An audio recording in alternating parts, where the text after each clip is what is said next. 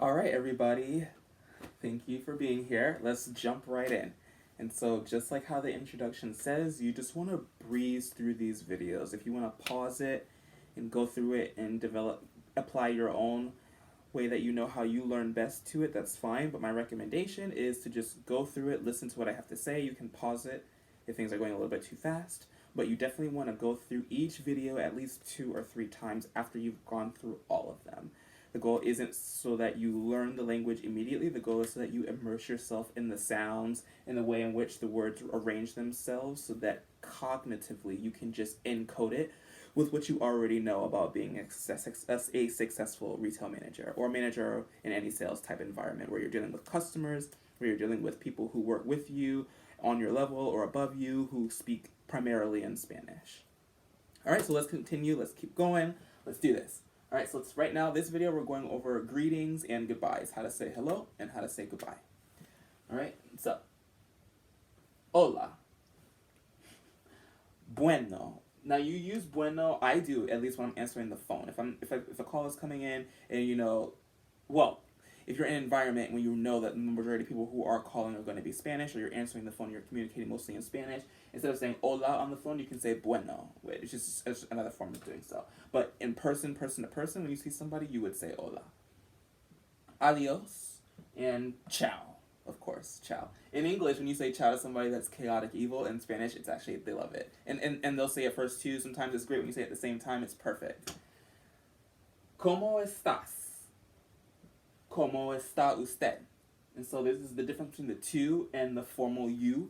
And so ¿cómo estás? Whenever there's an S, it means you, somebody that you're comfortable with, somebody that you actually are just like on a first name basis, you have equal respect, more of a peer, or even a subordinate, or a child, or somebody who isn't something that you're actually showing more due deference and respect to.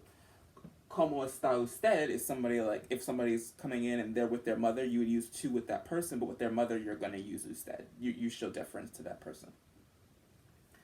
Sientas mejor. Sientas mejor is feel better. And so if somebody says, ¿Cómo estás usted? Oh, muy mal. I'll put that in here too. Muy mal. And so they can say, when they say, oh, how are you? You can say, bien. Estoy bien. I have that over here. Yeah, yo estoy bien. Or yo estoy mal. Mal being bad. Bien being good. You know? And so, sientas mejor. Feel better. You can also say, lo siento. I'm sorry. Feel better. Lo siento. Sientas mejor. Cuídase o ten cuidado. O means or.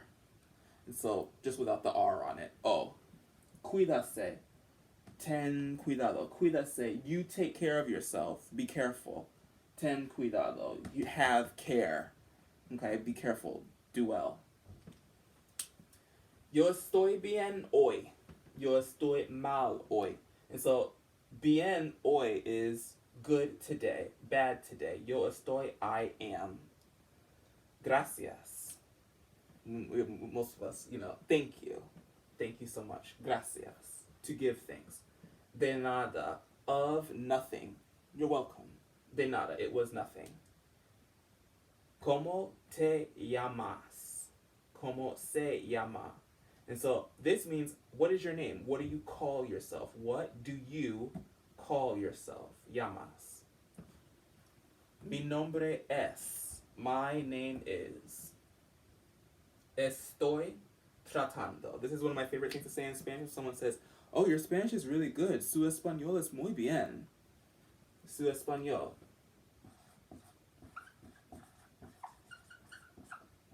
Su español es muy bien. Oh, gracias. Estoy tratando. I am trying. In the moment. It's happening right now.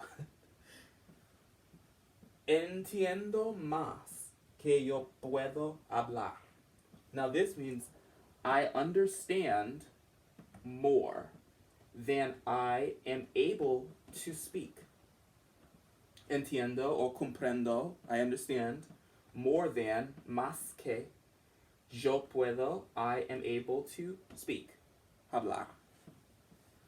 Now, we'll get into this deeper later, but you'll notice on these endings where it's me speaking, I'm doing the speaking, yo, the endings end in O. And when it's something that is to do or to go or to say, you don't conjugate the endings. It would just leave it off with the AR. And so not to get too deep into it, but just so you recognize, so this is I am able to go. But if I left this, yo poder hablar, I to go, to speak. And so by conjugating it is I am able to.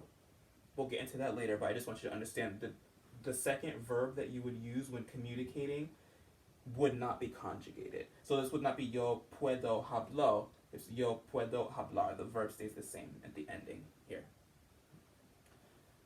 Por favor, please. Por favor, for a favor, please. Habla más lenta. Speak more slowly. Lenta. Habla más fuerte. Speak more strongly or louder or with more force in the voice. Un poquito, un poco. Now the difference is un poco, a little, un poquito, a little as well, but the difference is whenever you see the ito or ita or isima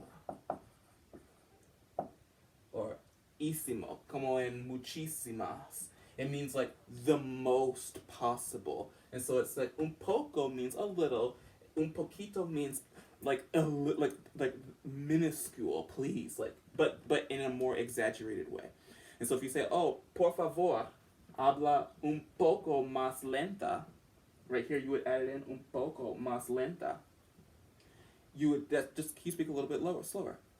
But if you say por favor, habla un poquito más lenta, it's like, can you please speak a little bit slower? Like, but even though it sounds as though it's less of less effort in the ito, it actually means a greater emphasis on it. Yes. Oh, yes. And so, in this terms of this, mujeres, hombres, con, y, and y. Now, I just added this in here so that we'll come back to it later, but I felt like it had to be placed at the beginning. Mujeres, women, hombres, men. Con, C-O-N, is with, and y is and. And this goes also with o, like I showed you earlier over there. Yes, or. And so men, women, with, and, or. Con, y, o. And we can also put sin, S-I-N, which means without, or in lieu of. Muy bien. Tengo que salir ahora. And so this is very well, or okay. Tengo que salir ahora. Tengo, I have to. Tengo que, I have to. Salir, conjugate, not conjugated, to leave. Ahora, now. Ahora, at this hour. Lo siento o disculpe. Two different ways that you can say I'm sorry or excuse me, but lo siento is more like, oh, you know what, I'm sorry. Disculpe is more like excuse me. And so you would, if you're in a situation where you need to be a little bit more forceful, or you're in a situation where you need to bring something to a halt, you wouldn't say lo siento, that's subordinate. You would say disculpe, that's a little bit more aggressive. But not in a condescending or abrupt way, but Spanish is a very passionate language. You have to use passion in your voice. You can't under exaggerate speaking in Spanish. The more that you're able to emphasize passion and enthusiasm in your voice through the actual context of whatever you're speaking, the more you come across as being aware of what it actually is that you're trying to communicate. All right. Lo siento. Me encantaría quedarme y hablar. Pero. Now these are, I'm going to circle back to this one here, but me encantaría, I would love to. It would enchant me to be able to. Quedarme. Quedar is to stay. Me, myself. And so quedarme. Me encantaría quedarme. I would love to stay here myself. Y, and. Hablar, speak. But. And so now we're adding all of this together just so that you cannot be overwhelmed, but so that you can see how easy the progression is. It's very similar to English, Old English, where, you know, you would, okay, in religion, in the Bible, they would say, as Old English was written, Father, forgive them, they don't know what Father, forgive them, for they know not what they do.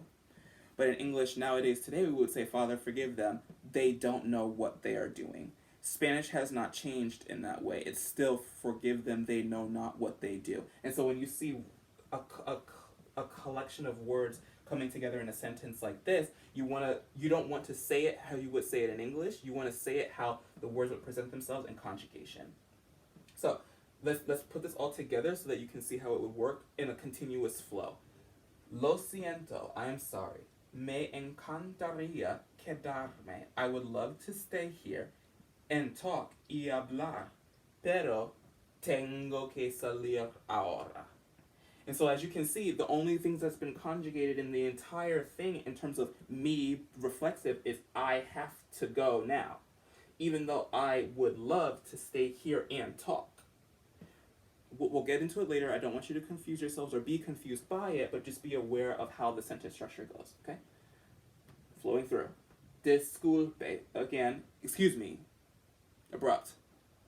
Necesito que te calmas. Now, when you work in a retail environment, when you work in any type of environment where you're dealing with people, money, sales, personal development, you're going to have to tell people sometimes that they have to scale back because passion and aggression come across in the same outward manifestation where people might be getting loud, people might be getting rude. There might be women and children in the store, and there's a man who's getting loud and rude. You need to tell him to calm down.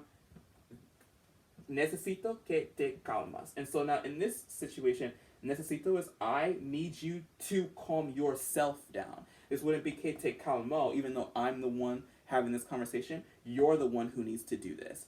And so I'm conjugated at first. I need you to calm yourself. Que te calmas. Hay otras personas aquí. O hay otras mujeres y sus hijos aquí. We'll go over the other types of ways that you can describe people in the next video. But same thing.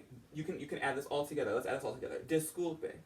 Necesito que te calmas. Hay otras personas aquí. Lo siento. Me encantaría quedarme y hablar, pero tengo que salir ahora. Muy bien? Okay. Now, you totally got that. I know you followed along with that. Muchísimas gracias. Many thanks. Muchas gracias. Thank you so much. Muchísimas gracias. Many thanks. All of them. Every thanks that I have. It's for you. Fue genial trabajar contigo. Vuelve de nuevo. It was wonderful, great, jovial to work with you. Trabajar contigo. Trabajar contigo, work with you. Fue genial. It was wonderful to work with you. Vuelve de nuevo. Return again. Por favor. Okay? Alright, everybody, so same thing. Don't take it too hard. Don't take it too seriously. Watch this video again 2 or 3 times. Screenshot it. Come back on your own. Try and fill in the blanks. Try it with your own cognition. But we're going to keep flowing. Alright? See you in the next video.